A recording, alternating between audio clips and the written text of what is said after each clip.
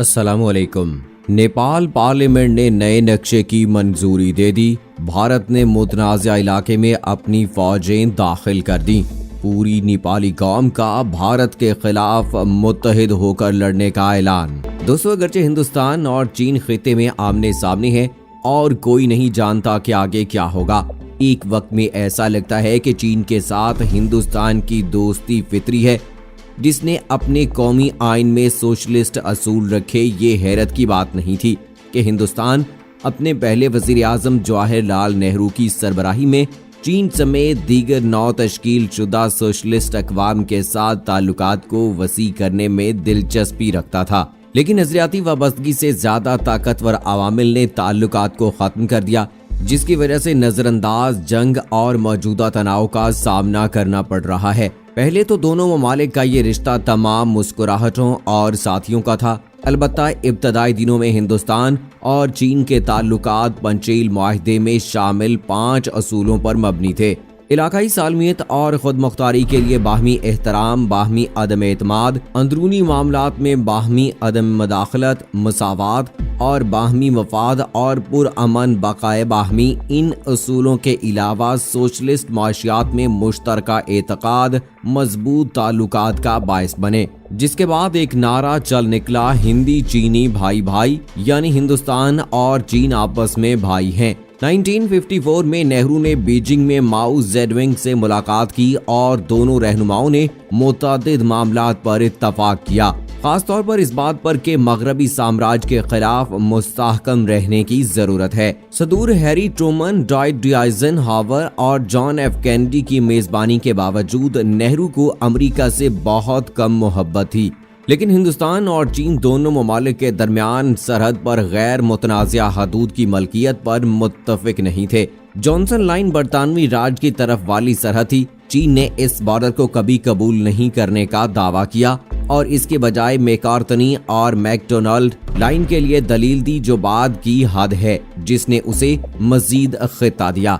इसी दौरान McMahon line को हिंदुस्तान में बरतानवी हुकूमत के साबिक सेक्रेटरी हेनरी मैकमेन के लिए नामजद किया गया था, जिसने सन 1914 में इस वक्त के मौसर आजाद तिब्बत के साथ शिमला में एक मुआहदे पर दस्तखत किए थे। हालांकि चीन ने इस मुआहदे को मुस्तरद कर दिया था। हिंदुस्तान में अप्रैल 1960 में नेहरू और चीनी वजीर आजम चाउ अनिलाई के माबैन सरहदी अमूर को हल करने के लिए बातचीत हुई थी, लेकिन कोई हल नहीं निकला। दोनों ममालिक के माबैन स्ट्रेटेजिक रुकावट को बरकरार रखने के ख्वाहां भारत ने तिब्बत में मज़ाहमती तहरीकों की माली एयानत जारी रखी और जब वो फरार हुआ तो दलाई लामा की मेजबानी की। इसके बाद से इस सरहद पर तनाव बढ़ता ही जा रहा है और हिंदुस्तान और चीन खित्ते में फौज भेजते रहते हैं। 1962 में जब 2 कौमी जंग लड़ी गई तो चीनी सतह पर बरादरी का नजरिया सतह समंदर से 14,000 फीट बुलंदी पर मर गया। नेहरू को पहरा देने से रोकते ही हिंदुस्तानी अफवाज मगलूब हो गई। चीन हिंदुस्तानी सरजमीन को तोड़ने में कामयाब रहा और बाद में अपनी शराइत पर दस्तबरदार हो गया। इसके बावजूद चीन हिंदुस्तान को मुस्तकिल दुश्मन के तौर पर नहीं देखता था। माओ ने एक बार कहा था कि ताकत नेहरू को मज़ाकरात की मेज पर दावत दे सकती है। 1962 की जंग के डोमेनो असरात थे, जो हकीकत के बाद सालों तक मकामी तौर पर महसूस किए जाएंगे। आइंदा हिंदुस्तानी वजीर आजम अटल बिहारी वाजपेयी उस वक्त के एक नौजवान रुकने पार्लियामेंट ने नेहरू की हुकूमत की इसकी नाकामी की मुजम्मत की और आज भी 1962 के वाकयात को बड़े पैमाने पर मकामी तौर पर जिल्लत आमेज देखा जाता है। लेकिन इससे भी ज्यादा अहम बात यह कि आज पाक चीन ताल्लुकात को समझने के लिए पाक चीन इत्तेहाद का किरदार हो सकता है। इब्तदाई तौर पर अमेरिका पाकिस्तान का एक अहम इत्तेहादी था और इसी काम की हैसियत से पाकिस्तान और चीन खास करीब नहीं थे। लेकिन वक्त जल्द ही बदल गया, चूंकि पाकिस्तान और चीन दोनों के दरमियान हिंदुस्तान के साथ सरहदी मामला थे, तो जल्द ही दोनों ममालिक का मुश्तरका मफाद सामने आ गया। एक सबसे अहम वाकया 1971 में बांग्लादेश की आजादी की जंग थी। चीन ने इस जंग में फौजी इमदाद और लाखों डॉलर के कर्जों के जरिए पाकिस्तान की हमायत की। अगरचे 1971 में पाकिस्तान ने हिंदुस्तान से जंग हार दी, लेकिन हमायत के रास्ते दोनों रास्तों से जारी रहे। चीन ने 1974 तक बांग्लादेश की अक़वाम मुत्तहिदा में दाखिल होने की कोशिश को वीटो किया। इसके अलावा तियानमेन स्क्वायर कत्ल-ए-आम के बाद के दिनों में पाकिस्तान ने चीनियों की हमायत की और ताइवान और तिब्बत जैसे मुतअद्दिद अहम उमूर पर चीन का रुख इख्तियार किया। हालिया बरसों में पाकिस्तान के वज़ीर-ए-आज़म इमरान खान और उनके पेशरों ने चीन पाकिस्तान इक्तिसादी राहदारी ग्वादर बंदरगाह के लिए चीनी फंडिंग और दीगर मौशी इक़दामात के साथ जैसे इक़दामात के जरिए चीन से ताल्लुकात को गहरा करने की कोशिश की है। दूसरी तरफ भारत चीन से बिगाड़ने के बाद खित्ते में हर तरफ से तन्हा हो रहा है और अब भारत को एक नया झटका लग गया है। भारत की मुखालफत और नाराजगी के बावजूद नेपाली पार्लियामेंट के ऐवान नुमाइंदगान ने उन इलाकों को जिन पर भारत अपना दावा करता है शामिल करते हुए नेपाल का नया सियासी नक्शा मंजूर कर लिया है। दोस्तों, पहले से ही सरहदी तनाज़ा और कशीदा ताल्लुकात के दरमियान इस नई सियासी पेशरफ्त से दोनों पड़ोसी मुल्कों के ताल्लुकात में मजीद तलखी पैदा होना यकीनी है। नेपाली पार्लियामेंट के जरिए मंजूर शुदा मुल्क के नए सियासी नक्शे में भारत के उत्तराखंड रियासत से मुल्हिक इलाकों लेपोलेख, कालापानी और लेम्पियाधोरा को नेपाल का हिस्सा दिखाया गया है।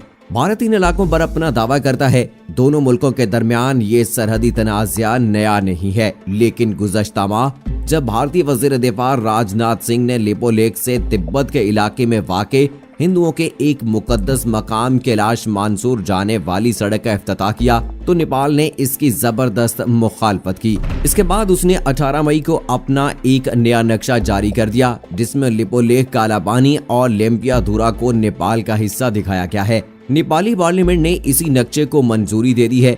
गो के नेपाल में वजीर आजम के.पी. ओली को अपोजिशन जमातों के अलावा खुद हुक्मरान इत्तेहाद में शामिल दीगर पार्टियों की मुखालफत का सामना है, लेकिन ओली की कौम परस्ती के कार्ड ने तमाम रहनुमाओं को मुत्तफिक होने पर मजबूर कर दिया है और अब नेपाली सदर के दस्तखत के बाद ये आईनी तरमीमी बिल कानून की शक्ल इख्तियार कर लेगा। इसके बाद नेपाल अपनी तमाम सरकारी दस्तावेजात में उसी नए नक्शे को इस्तेमाल करेगा।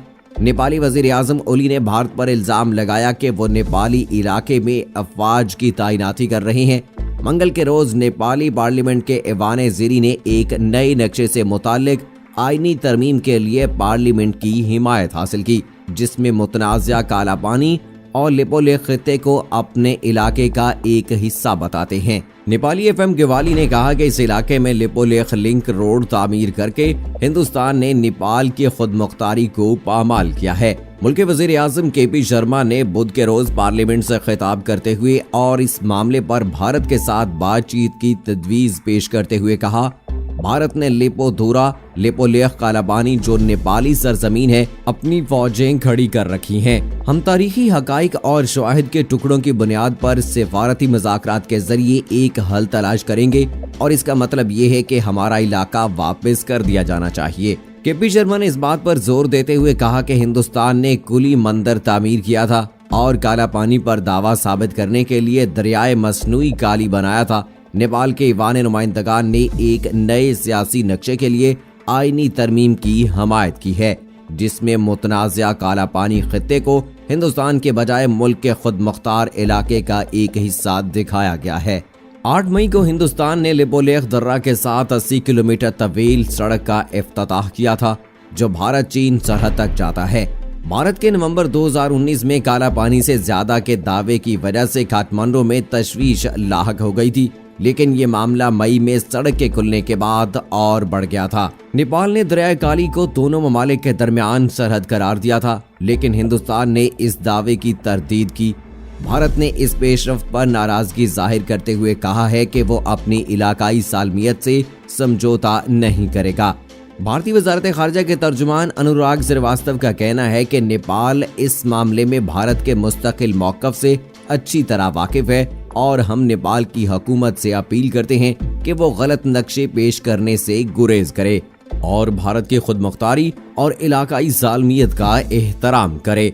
तो दोस्तों, नरेंद्र मोदी की नाकाम पॉलिसियों की वजह से भारत को न सिर्फ चाइना में इस वक्त मुश्किलात का सामना है, लद्दाख के मामले पर काफी कशीदा हालात हो गए हैं, तो वहीं अब नेपाल ने भी हिम्मत दिखाना शुरू कर दी है और अपना कौमी नक्शा जो है वो जाहिर कर दिया है। इससे साफ जाहिर होता है कि नरेंद्र मोदी के और भारत के दिन गिने जा चुके हैं और जिस तरह से कश्मीरी लोगों पर और भारत में रहने वाले मुसलमानों पर उसने जुल्म सितम किया है, अब वक्त आ गया है कि उसे सबक सिखाया जाए और इंशाअल्लाह भारत और नरेंद्र मोदी को बहुत जल्द सबक सिखाया जाएगा।